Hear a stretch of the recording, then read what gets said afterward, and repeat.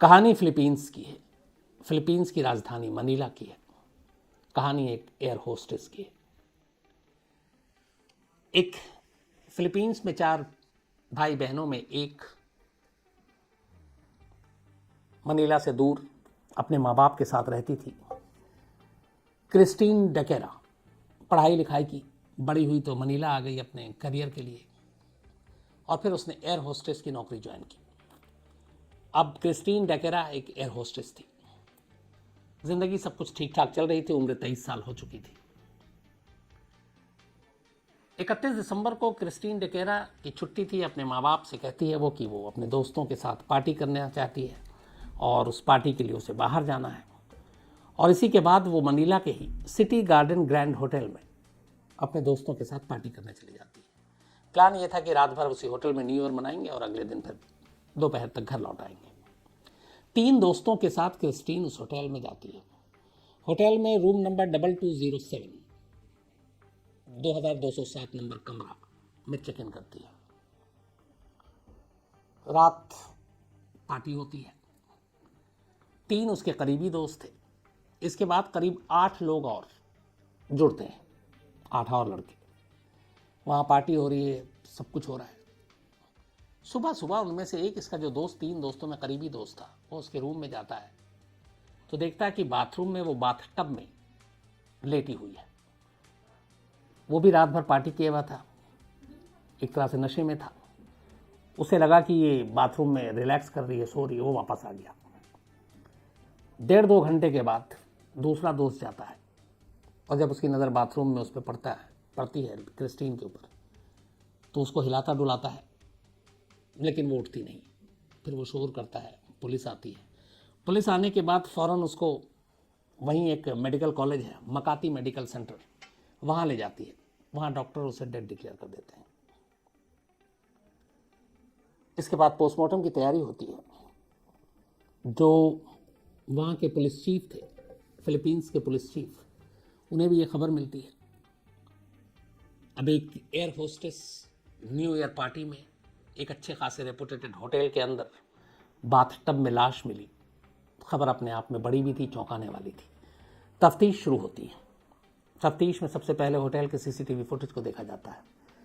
वो CCTV footage और तस्वीरें भी हैं, मैं कोशिश करूंगा इस कहानी के बीच बीच में आपको दिखाऊं। तो उस तस्वीरों में आखिरी तस्वीर भी दिखती है जब वो अपने कमरे में जा रही है। उसके बाद उसके पीछे उसके 2-3 दोस्त भी जा रहे हैं। कुछ और भी तस्वीरें हैं जिसमें वो एक कमरे के बाहर है, अपने एक दोस्त के साथ वो गले मिल रही है, किस कर रही है। एक में हाथ में वाइन लिए हुई है। तो ये सारी तस्वीरें, सारी चीज़ें पुलिस देखती है और इसके बाद पोस्टमार्टम के लिए लाश को भेज दी जाती है। लेकिन लाश पर उसके पैर में, घुटनों पर चोट के निशान थे, उसके हाथों में चोट के निशान थे, उसके कंधे पे चोट के निशान थे। इन सारी चीज़ों को देखते हुए पहली नज़र में यही लग रहा था, और उसके सर पे भी चोट के निशान थे, कि उसका कत्ल किया गया है, उसे मारा गया है। फिर उसके जहाँ पे लाश मिली और उसके कपड़ों से सीमेंट्स भी मिले, तो इससे भी ये पुख्ता हुआ कि सेक्स हुआ है, रेप हुआ है। अब पुलिस अपनी तफ्तीश जारी रखती है और फिलीपींस के जो पुलिस चीफ हैं वो ये मानते हैं कि इसका रेप एंड मर्डर पहली नज़र में। अब वहाँ पे जितने भी दोस्त थे उन सब की तलाश शुरू होती है। 3 दोस्त तो मिल जाते हैं, 8 भाग जाते हैं। अब जब 8 भागे तो बाकायदा फिलीपीन पुलिस चीफ ऐलान करती है कि 48 घंटे का टाइम दे रहे हैं, तुम लोग अपने आप को सरेंडर कर दो, वरना तुम्हें पकड़ने के लिए अगर फोर्स भी बनानी पड़ी और भेजनी पड़ी तो हम वो भी करेंगे, लेकिन तुम जहाँ भी हो सरेंडर कर दो। अब ये खबर जैसी आई कि एक होटल में एक एयर होस्टेस के साथ इस तरीके की चीज़ें हुई हैं, तो कोहराम मच गया। इंटरनेशनल मीडिया में भी ये खबरें आईं और मनीला पुलिस के लिए एक चैलेंज इस केस को सॉल्व करना। पुलिस ने अपनी तफ्तीश पूरी जारी रखी। उसके बाद वो 8 भी पकड़े गए। तब पुलिस ने कुल 11 लड़कों को गिरफ्तार किया और 11 लड़कों को गिरफ्तार करने के बाद उनके ऊपर मुकदमा दर्ज किया रेप एंड मर्डर का, क्रिस्टीना के रेप एंड मर्डर का। मामला कोर्ट में गया, लेकिन इसी बीच में पोस्टमार्टम रिपोर्ट आ गई। पोस्टमार्टम रिपोर्ट ने लिखा कि क्रिस्टीना की डेथ एक नेचुरल डेथ है, उसमें एक बीमारी थी दिमाग की, उसकी वजह से इसकी मौत हुई है और वो नशे में भी थी, तो हो सकता है नशा, हाई बीपी और उन सब की वजह से ये जो एक दिमागी बीमारी थी, नेचुरल डेथ थी, उसकी वजह से उसकी मौत हुई। अब पुलिस की चार्जशीट, पुलिस के रिकॉर्ड में ये है कि ये रेप एंड मर्डर है, पोस्टमार्टम रिपोर्ट कुछ और कह रहा है। क्रिस्टीना के घर वालों ने पोस्टमार्टम रिपोर्ट के मानने से इनकार कर दिया। उन्होंने कहा कि ये गड़बड़ है। अब अपने देश में बहुत बार होता है, आपको पता है, मेडिकल रिकॉर्ड और पोस्टमार्टम रिपोर्ट में भी हेर फेर हो जाता है। अब वहाँ हुआ कि नहीं मुझे नहीं मालूम, लेकिन क्रिस्टीना के घर वालों ने कहा कि कुछ चीज़ें साफ दिखाई दे रही हैं जिसके लिए कोई आपको टेस्ट की ज़रूरत नहीं, किसी रिपोर्ट की ज़रूरत नहीं है। वो है इसके जिस्म पे चोट के निशान, उसके हाथ पे, उसके पैर पे, उसके घुटनों पे। बल्कि वहाँ के पुलिस चीफ ने कहा था कि घुटनों पे जैसे निशान है चोट के, उससे ये है कि उसको जबरन बैठाया गया और फिर उसके साथ रेप किया गया। उसके हाथ भी इसी तरह इशारा कर रहे हैं। तो वो सारी चीज़ें कह रहे थे कि उसके साथ ज़बरदस्ती हुई है। लेकिन पोस्टमार्टम रिपोर्ट ने अचानक कहानी पलट दी। फिर भी घर वालों ने कहा कि इसकी दूसरी पोस्टमार्टम रिपोर्ट ऑटोप्सी और बेहतरीन पैनल से होना चाहिए। तो वो हुआ। अब इस दौरान में इन लोगों को पकड़ लिया गया। अब कोर्ट पे मामला गया। अब सारे लड़के ठीक ठाक घर के थे। अदालत ने कहा कि आपके ऊपर रेप के चार्जेस हैं। अब उन्हें 11 के 11 लड़कों ने कोर्ट में एक नई कहानी कही। उन्होंने कहा कि हम लोग क्रिस्टीना का रेप कर ही नहीं सकते, और क्रिस्टीना तो हमारे साथ बड़ी अपने आप को सुरक्षित, महफूज मानती थी, सिक्योर मानती थी। तो अदालत ने पूछा ऐसा क्यों? उन्होंने कहा हमारा लड़कियों में कोई इंटरेस्ट ही नहीं है। हम 11 दोस्त हैं और हमें 11 के 11 गे।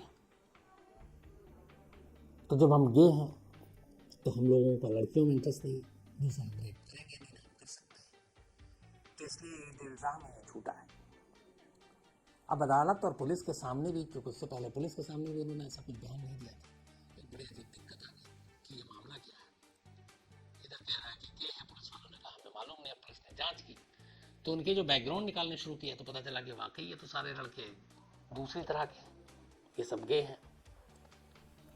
लेकिन होटल के कुछ सीसीटीवी फुटेज, बाकी चीज़ें, और सबसे बड़ी बात, क्रिस्टीना के कपड़ों से और प्राइवेट पार्ट से जो सीमन मिले, उसके जो सैंपल मिले, वो साफ साफ इशारा कर रहे थे कि ये मामला सेक्स और रेप का है। लेकिन यहाँ पे एक चीज़ और भी होता, सेक्स और रेप और इन दोनों में चीज़ों में और सीमन्स कि कई बार हो सकता है आपकी मर्जी से है, कई बार ज़बरदस्ती है। लेकिन ज़ख्म के निशान कहानी कुछ और कह रहे थे, और उसके शरीर से जो ज़ख्म के निशान मिले वो यही कह रहे थे कि उसके साथ ज़बरदस्ती की गई।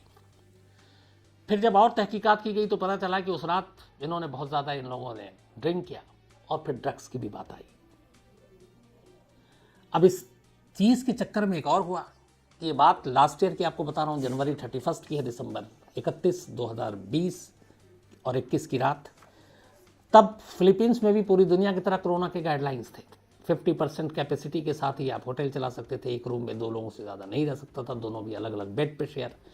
बट यहाँ पे जिस तरीके से रूम और सारी चीज़ों की तहकीकात की गई तो पता चला कि होटल ने कोविड गाइडलाइंस का कोई पालन ही नहीं किया। तो अब होटल भी आ गया रडार पर। फिर होटल को 6 महीने के लिए बंद कर दिया गया। वहाँ की करेंसी में जो है वो 10,000 का जुर्माना किया गया। होटल को ये सज़ा मिली। लेकिन इधर ये कहानी सुलझ नहीं रही। अब इस दौरान में जब ये पोस्टमार्टम रिपोर्ट आई तो 11 लड़कों और बाकी लोगों ने, मीडिया में भी फिलीपींस और का नाम बदनाम होने लगा कि यहाँ पे लड़कियों के साथ ऐसा होता है।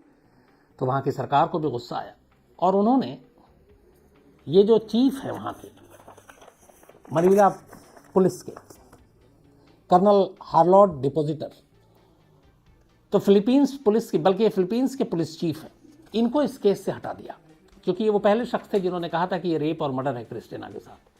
पोस्टमार्टम रिपोर्ट आया कि ये एक दिमागी बीमारी थी और उसकी वजह से अचानक ये मौत हुई और उसमें ड्रग्स का भी रोल हो सकता है, बीपी का भी हो सकता है, लेकिन ये नेचुरल डेथ है, मर्डर नहीं है।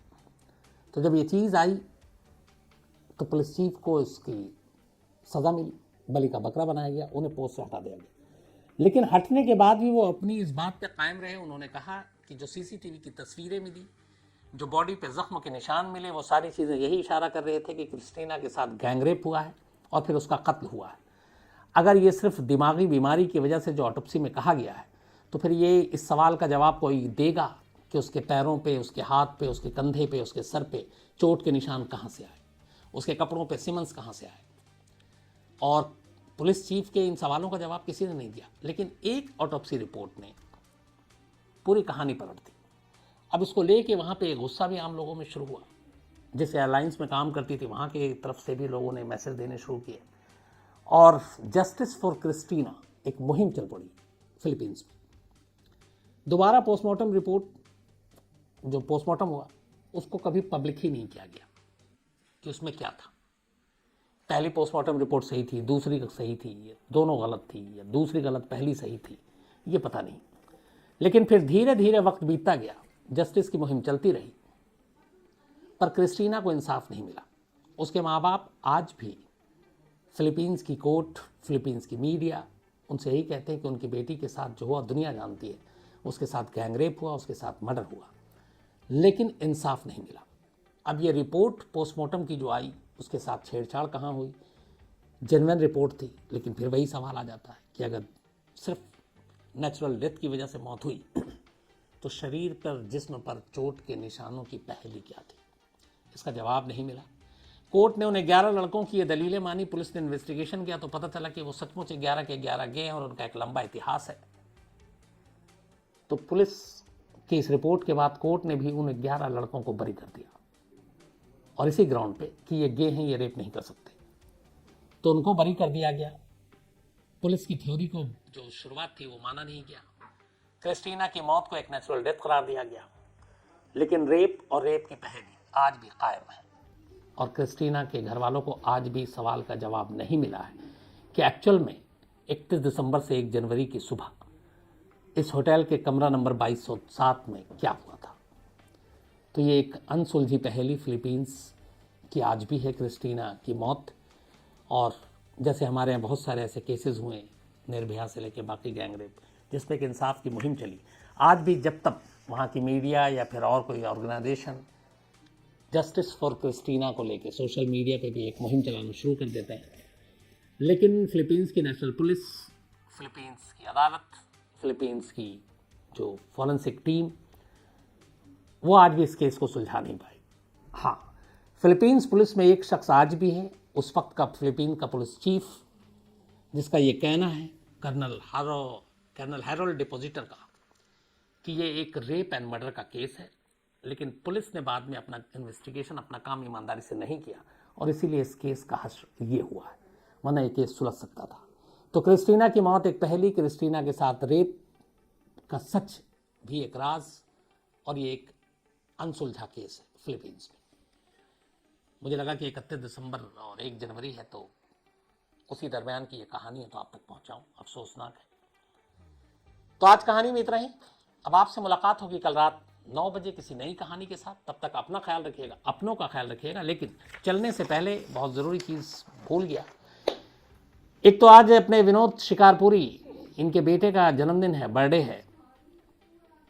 तो खुशहाल तोमर करीब 12 या 13 साल का, शायद 13 साल का होने जा रहा है। तो शिकारपुरी ने कहा कि आज जल्दी घर जाना है कुछ, हालांकि दिल्ली में 10 बजे से कर्फ्यू है। मैंने कहा बाहर तो जा नहीं पाओगे, तो उसने कहा घर में ही कुछ करते हैं।